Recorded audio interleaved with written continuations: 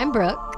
I'm Ryan. And we decided to channel our energy while trapped in quarantine to give you the definitive ranking of the Kingdom Hearts worlds. A list that you probably never asked for. But you need. Maybe. Full disclosure, we know nothing about games. But we are experts in Kingdom Hearts. Sort of. World by world, we're going to make you fall in love with the game again. And also with us. Maybe. So let's escape into the beautiful Disney worlds of Kingdom Hearts. Kingdom Hearts. A podcast. A podcast. There are many worlds, but they share the same sky. One sky, one destiny. One destiny, two friends, zero gaming experience. Except for Kingdom Hearts. Ryan. Brooke. We're doing a podcast. We sure are. We've been friends for what? 11 years? 11 years, yeah. 11 was the age that I was when I started playing Kingdom Hearts, so there are many connections. What was your first introduction to Kingdom Hearts? I was drawn to it through Disney. Disney was like my gateway drug into Kingdom Hearts because the most video games I played were like Super Nintendo. And so like very 2D. And we found out that this game that like incorporated Disney worlds that you could like go romp around in. When did Kingdom Hearts come out again? Let's see. I just Googled Kingdom Hearts. That got me nothing. That's the news ticker on my mind always, just like Kingdom Hearts on repeat. Kingdom Hearts, that's the name of this podcast. Kingdom Hearts. Oh my God. 2002. Wow. March 28th, 2002. So we would have been 10 and my brother and I would just play. By play, I mean, he would read me the guidebook and I would do what it says. Because I get very overwhelmed in RPG games when it's just like, go explore the world, which is why this playthrough is giving me a lot of anxiety. Oh, is that your challenge to yourself? You're not using the guide? You told me I'm not allowed to. Well, I was being coy and setting you up for this, but I know. Yeah, okay, so you're not using the guide. What about you? What was your foray into Sora and Friends? I had a friend that I always had sleepovers with, and he would introduce me to video games because I didn't have a game system until Christmas of 2002. And I remember I got Harry Potter and the Chamber of Secrets on PS2, which was a big deal for me. But all my friends were kind of like, you don't have any adult games? Here's an adult game. It's called Kingdom Hearts, which looking back is hilarious. It's not an adult game. I remember being obsessed, but I remember watching him play the beginning, which we're going to talk about today, and not seeing very many clues that it was actually a Disney game. I'm like, are you making fun of me? Are you trying to entice me into something with Disney characters, knowing that the other shoe will never drop? It takes some work to get to the Disney. Why are we here? Should we? Yeah. I think now it's time to discuss. So for me, when I moved to Los Angeles from New York in January of 2019, and Kingdom Hearts 3, which they had been talking about making for literally like at least 10 years, came out. And I was like, oh my God, I don't have a PlayStation. Like, how am I going to figure out a way to play this? And then I hit this low point. And Kingdom Hearts has like been a part of my life. Like, I remember, I think I texted you, Ryan. There was like a dark time in 2016, as we all remember and were aware of, and no need to bring up past traumas. But I would just watch the cutscenes on YouTube for Kingdom Hearts 1 and 2 because it was like, it like helped me calm down. And I was like, oh yeah, like I have such a strong memory of them that they're like old friends that I wanted to FaceTime with. And so I was like, okay, how do I access gameplay? And I couldn't. And then I found Twitch and I started watching gameplays on YouTube and on Twitch. And I was like, this is too much. I've gone too far.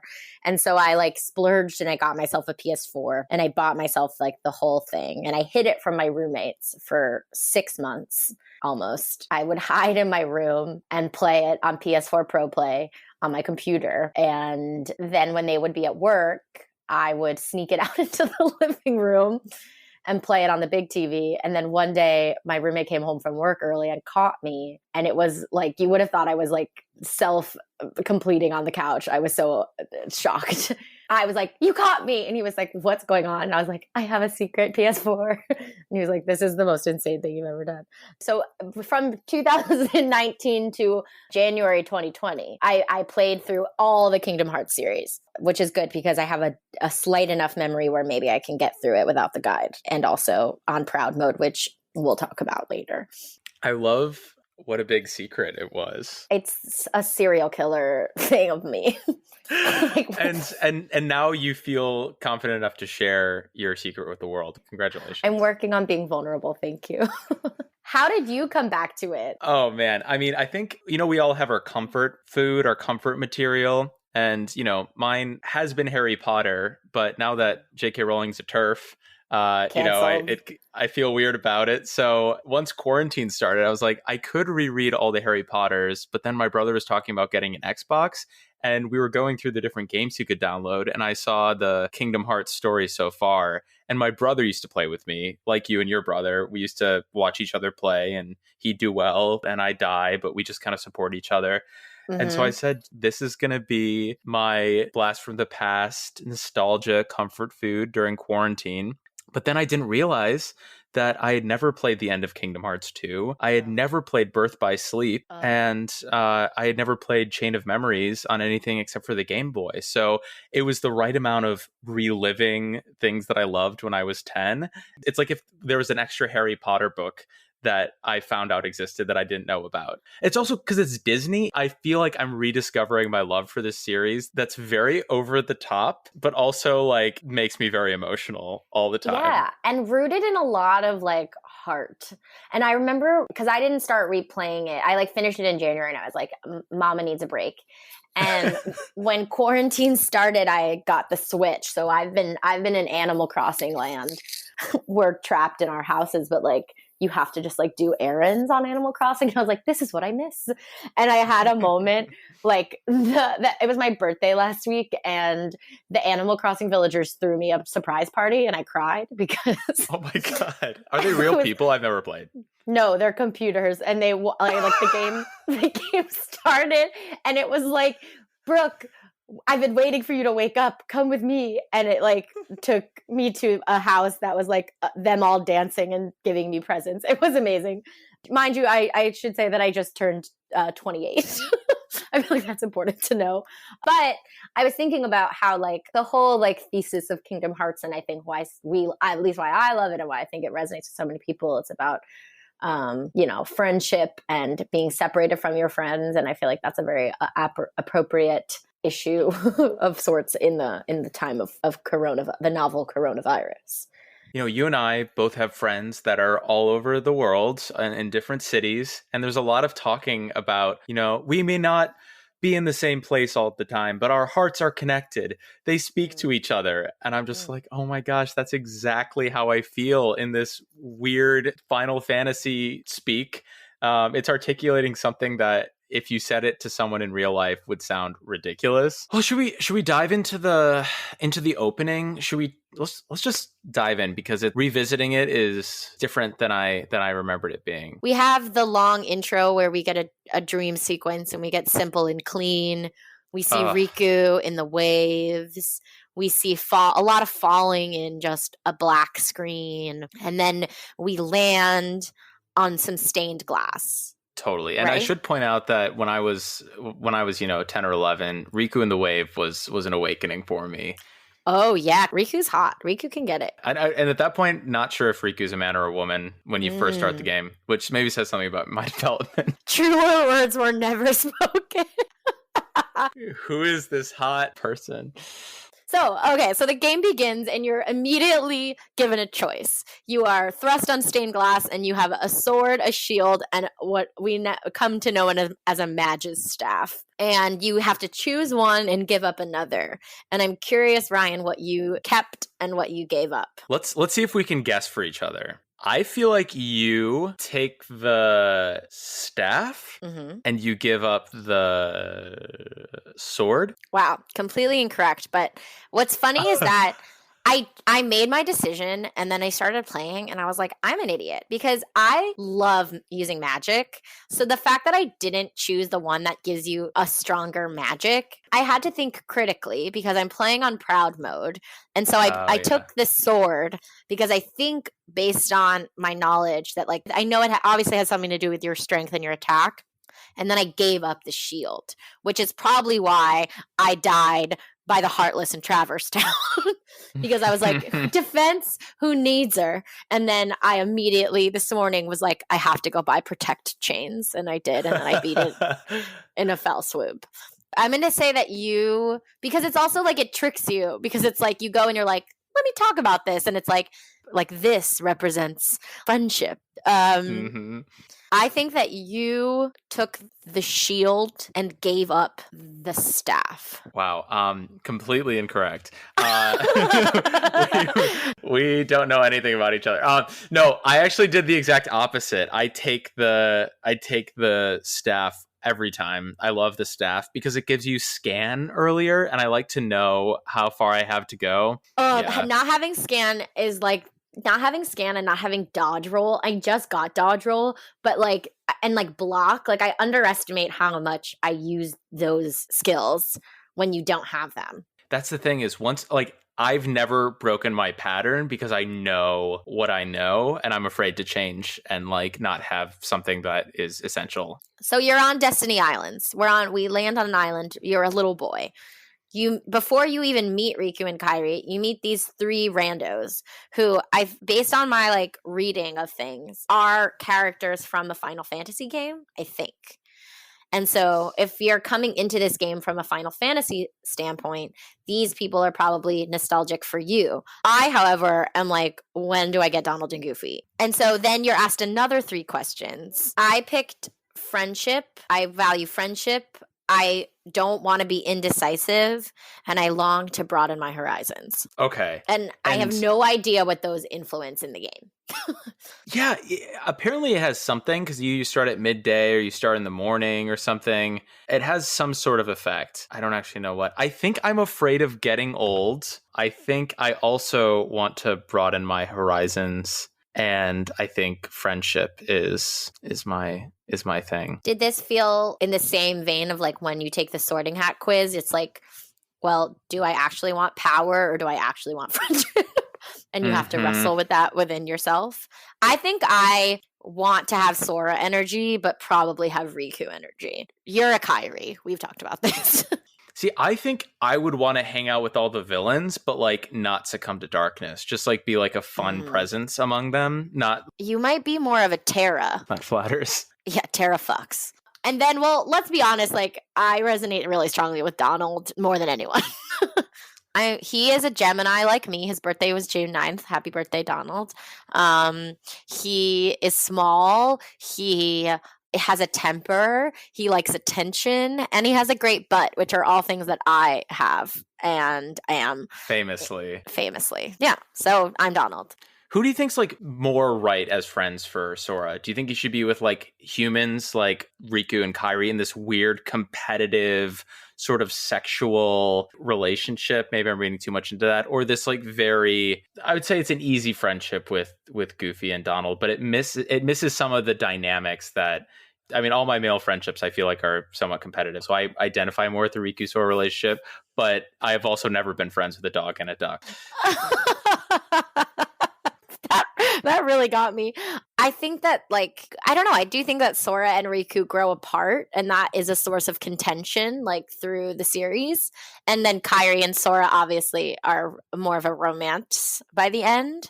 Why can't everyone be friends? That's kind of the point of Kingdom Hearts. That's true. Like, he has to make choices about who he's going to be loyal to, and he seems to pick Donald and Goofy more. But they're all on the same team. Well, he spends the first game using Donald and Goofy to find Riku and Kairi. True, but he runs into Riku a lot, and he kind of pisses him off. And Riku feels like, oh, you've replaced me with this duck and this dog. Well, yes, they have misunderstandings, as 11-year-olds are wont to do. I never did, but...